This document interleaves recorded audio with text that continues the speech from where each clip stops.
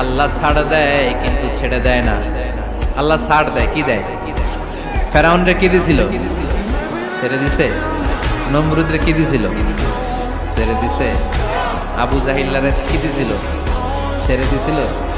এখনো দেখা যাচ্ছে আল্লাহ অনেক ছাড় দেয়, অনেককে অনেক ছাড় দেয়, সুযোগ দেয়, কিন্তু তিনি ছেড়ে দিবে না। চিৎকার করে বলেন ঠিক কিনা? জালেম ফিরাউনের পরিণতি ভালো হয়নি, নমরুদের পরিণতি ভালো হয়নি, আবু জেহেলের পরিণতি ভালো হয়নি। আজও তারা ইসলাম আর মুসলমানদের উপরে জুলুম করে, অত্যাচার করে, ইসলাম আর মুসলমানদেরকে টার্গেট করে দুনিয়ার জমি থেকে বিদায় করে দিতে চান। মনে রাখেন, জালেমদের শেষ পরিণতি ভালো হয় না। কথা বলে ঠিক কিনা? আল্লাহ ছাড় দেয় কিন্তু ছেড়ে দেয় না।